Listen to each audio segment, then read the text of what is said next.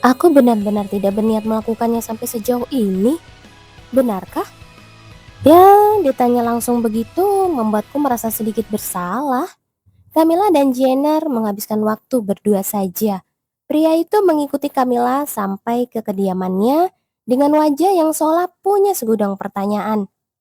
Awalnya, aku benar-benar cuma mau lihat mukanya aja. Tapi orang itu yang menyenggolku duluan.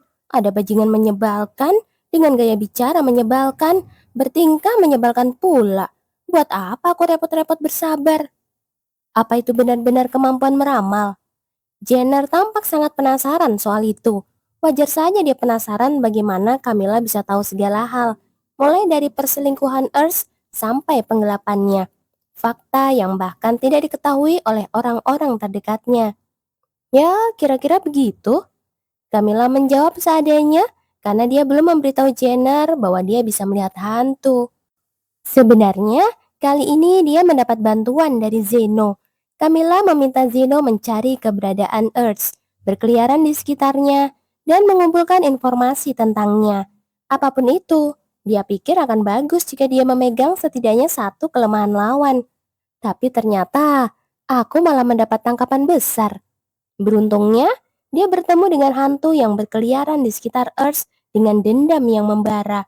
Zeno langsung membawa hantu itu kepadanya. Sudah lama sekali aku membantu Earth. Bajingan itu melakukan penggelapan. Lalu, aku dibunuh olehnya. Kenapa? Karena aku tahu terlalu banyak. Dia selalu marah dan curiga setiap kali aku bertemu orang luar. Dia benar-benar menggali kuburannya sendiri. Camilla berhasil mendapatkan banyak informasi dari hantu itu, mulai dari jumlah uang yang digelapkan hingga lokasi persembunyian buku kas ganda. Selain itu, dia juga mendengar fakta bahwa Earth berselingkuh dengan istri bawahannya yang paling setia. Dia juga tahu kalau wanita itu sedang mengandung anak Earth dan menggunakan hal itu untuk mengancamnya. Wanita itu juga pasti akan kesulitan.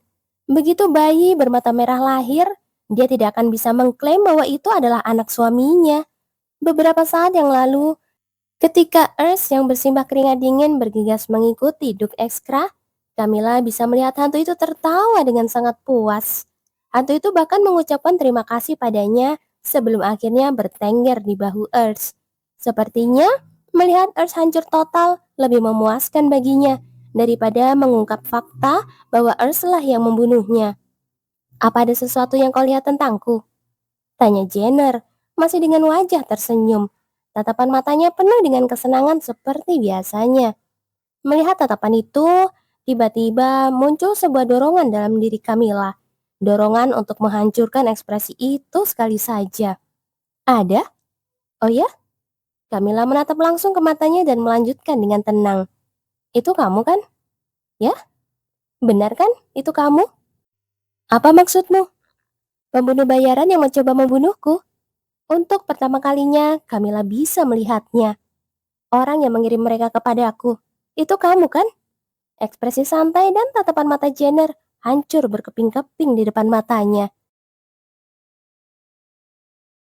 Earth langsung dijebloskan ke penjara bawah tanah keluarga Eskra hari itu juga. Hal itu terjadi karena semua perkataan Camilla terbukti benar. Setelah menemukan buku kas yang tersembunyi di brankas rahasianya, Duke Eskra memerintahkan agar Earth dipenjara. Tidak ada satupun orang yang berani menentang keputusan itu. Meskipun dulu Earth memiliki kekuatan yang hampir menyaingi Duke Eskra, mana mungkin Duke yang sekarang sudah naik tahta akan membiarkannya begitu saja. Sebagian besar pengikut Earth sudah disingkirkan sebelumnya. Earth yang selama ini bertahan hidup dengan mengandalkan nama besar keluarga sambil mencuri uang sedikit demi sedikit, kini harus kehilangan satu-satunya tali gantungan hidupnya itu. Bahkan istrinya pun meninggalkannya karena perselingkuhan itu terungkap, sehingga Earth tidak punya siapapun lagi untuk dimintai bantuan. Aku ingin menanyakan satu hal. Setelah membereskan semua urusan, Duke Eskra memanggil Camilla secara pribadi. Kemampuan yang kamu miliki itu, tatapannya sangat tajam, seolah tidak akan mentoleransi kebohongan sekecil apapun. Tanpa sadar, Camilla menelan ludah. Jangan-jangan dia tahu kalau aku berbohong. Apa dia menyadari kalau aku sebenarnya tidak punya kemampuan meramal sama sekali? Apakah itu tidak berdampak buruk pada tubuhmu? Namun, kata-kata yang keluar selanjutnya justru membuat Camilla tertegun. Kudengar menggunakan kekuatan suci bisa membebani tubuh. Apakah kau juga merasakan hal yang sama? Akhirnya Camilla tertawa kecil. Bagaimana bisa reaksi mereka berdua sangat mirip? Dulu, Dok Sorpel juga menanyakan hal yang hampir sama. Pertanyaan pertama yang diajukan setelah kekuatannya diketahui publik adalah menanyakan kesehatannya. Apakah kemampuan itu memberikan efek buruk pada tubuhnya? Sama sekali tidak. Barulah Dok Ekskra menarik kembali tatapan tajamnya. Tentang Earth, apa yang akan terjadi padanya? Dia akan membayar perbuatannya. Karena jumlah penggelapannya sangat besar, dia tidak akan bisa lolos dari hukuman.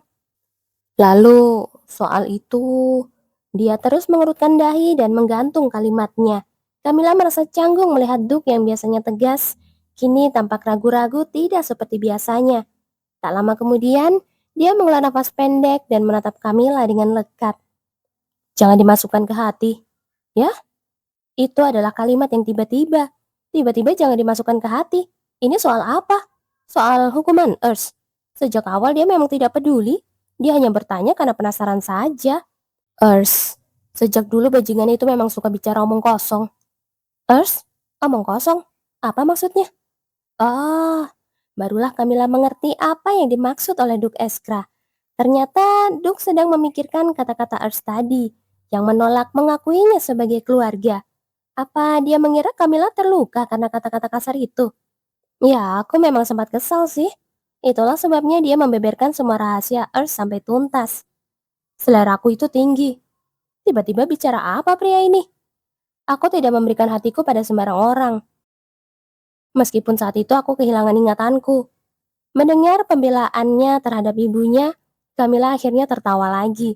Mendengar Duke menekankan bahwa ibunya bukanlah orang sembarangan, hatinya merasa sedikit, benar-benar hanya sedikit lebih ringan.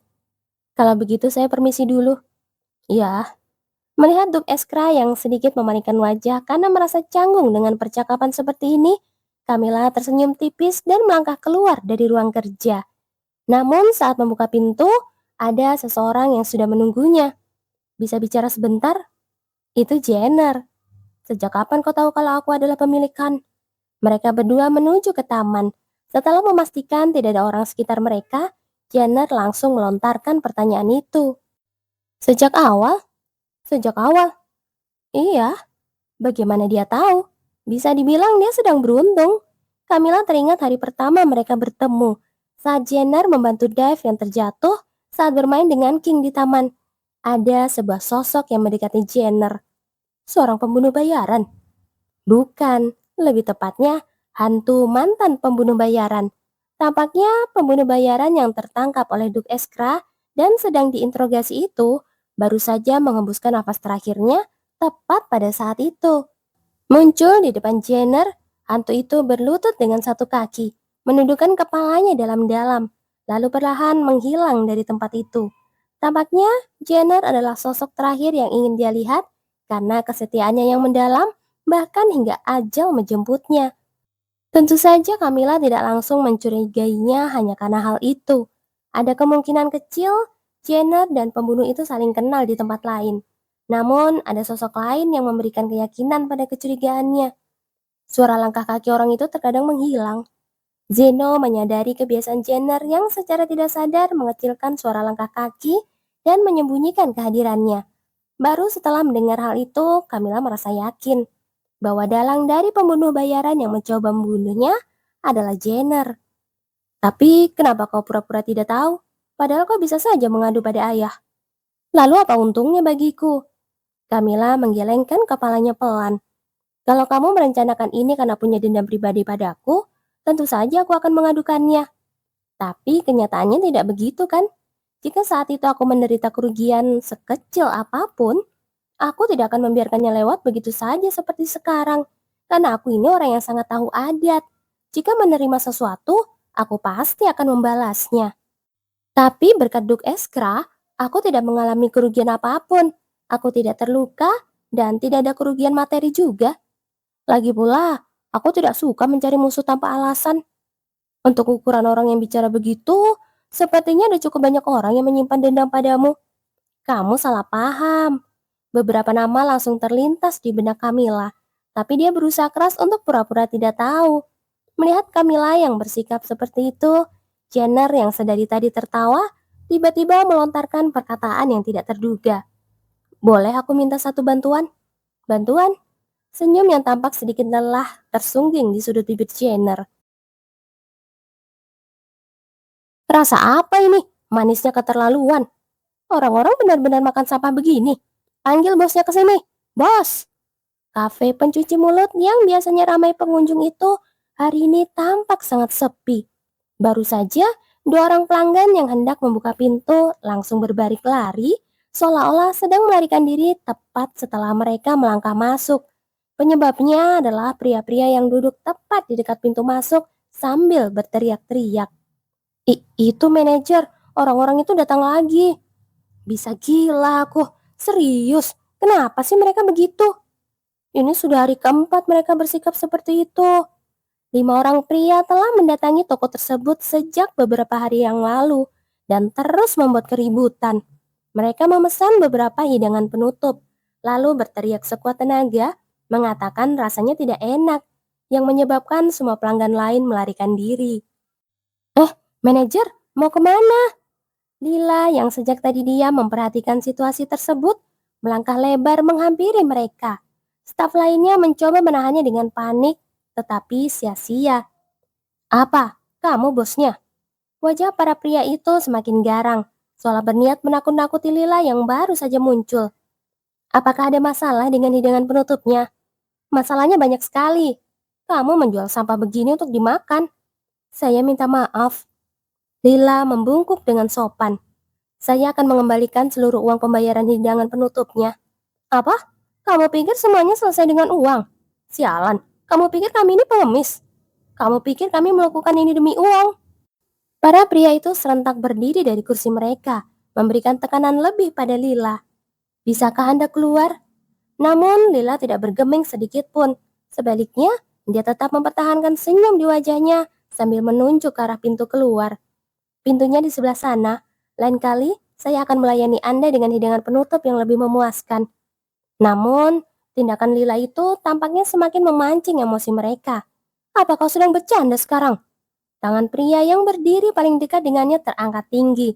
Meskipun melihat tangan itu melayang menuju wajahnya, Lila bahkan tidak memejamkan mata. Camilla berkata sebelum pergi, jagalah toko ini dengan baik. Demi temannya yang telah mempercayainya, dia tidak ingin terlihat lemah. Jika dipukul, dia tinggal menerimanya lalu melapor. Melaporkan gangguan bisnis kepada penjaga keamanan tidak pernah digubris. Tapi jika ditambah dengan tindakan kekerasan, bukankah ceritanya akan berbeda? Ternyata perkataan Tuan Chris benar. Karena gangguan bisnis yang terus berlanjut, kemarin dia menemui Chris dari rumah dagang hantu untuk berdiskusi. Sebab sebelum berangkat ke Kaisaran Gracia, Camilla berpesan agar dia berdiskusi dengan Chris jika ada masalah dengan toko. Dan darinya dia mendengar sesuatu yang tidak terduga. Apakah Anda tahu toko pencuci mulut Donald? Pencuci mulut Donald? Oh, toko yang ada di pintu masuk pusat perbelanjaan sebelah sana. Benar, sampai beberapa waktu lalu, itu adalah tempat terbesar dengan pendapatan terbaik di sekitar sini. Kenapa dengan tempat itu? Katanya belakangan ini omset mereka turun drastis. Kenapa begitu? Oh, apakah mungkin karena toko kami? Ya, jadi sepertinya bos di sana menyimpan dendam. Bukankah beberapa waktu lalu Departemen Kebersihan datang melakukan sidak mendadak? Iya, tapi karena tidak ada masalah besar, mereka langsung pergi begitu saja. Bos toko Donald yang melaporkannya, berharap ada sesuatu yang bisa menjerat Anda. Ya ampun, saya rasa kejadian kali ini juga ada hubungannya dengan mereka. Biarkan saya menyelidikinya. Tampaknya perkataan itu benar, kecuali jika tujuan mereka adalah uang, tidak ada alasan bagi mereka untuk membuat keributan seperti ini. Saat dia sedang melamun sejenak, teriakan nyaring keluar dari mulut pria itu. Tangan pria yang tadinya diangkat untuk memukul, kini telah dipelintir ke arah berlawanan dengan keras. Apa-apaan ini? Kata-kata penuh kejengkelan mengalir dari mulut orang yang mencengkeram dan memelintir tangan pria itu. Wajah Lila tampak berbinar lega. Kenapa membuat keributan di toko orang lain? Tuan Arsian? Begitu Arsian muncul, wajah para staf lainnya juga menunjukkan rasa lega. Meskipun biasanya mereka sangat takut kepadanya karena dia selalu memancarkan aura dingin sambil duduk mengais-ngais hidangan penutup. Hari ini, kehadirannya sangat disambut baik. Siapa bajingan-bajingan ini? Katanya hidangan penutupnya tidak enak. Mereka benar kalau soal itu. Lila menghela nafas panjang dalam hati, melihat Arsian yang mengangguk setuju tanpa ragu sedikit pun. Sudah menjadi fakta yang dia ketahui bahwa pria itu membenci hidangan penutup yang manis lebih dari apapun di dunia. Lalu apa masalahnya? Katanya tidak suka, tapi mereka terus datang ke sini. Apa? Wajah Arsian yang tadinya penuh kejengkelan seketika membeku dingin. Tidak suka hidangan penutup, tapi datang ke sini setiap hari. Seperti aku. Pergelangan tangan pria yang masih dicengkram Arsian mengeluarkan suara yang mengerikan saat dipelintir sekali lagi ke arah berlawanan. Kalian, apa hubungan kalian dengan Camilla? Suara dinginnya membuat pria-pria lain di sekitar sana ikut membeku. Mereka langsung merasa telah berurusan dengan orang yang salah. Aku tanya, apa hubungan kalian dengannya? Hubungan apa? Camilla, siapa itu? Katanya hidangan penutupnya tidak enak. Tapi kenapa terus datang ke sini? Apa kalian ke sini untuk melihatnya? Bukan begitu. Kalau bukan, apa kalian mencoba menaikkan omset dan mencari muka saat dia tidak ada? Seperti aku. Melihat pria-pria itu mulai dihancurkan oleh Arsian dengan alasan yang melenceng, Lila mulai merasa pusing lagi dan menekan pelipisnya. Kenapa kesimpulannya jadi begitu? Kenapa dia berpikir segala sesuatunya berpusat pada Camilla? Ngomong-ngomong, bagaimana ini? Camilla tidak ada. Jadi, siapa yang bisa menghentikan orang itu? Lila baru saja merasa senang dengan kehadirannya. Kini terus-menerus menghela nafas.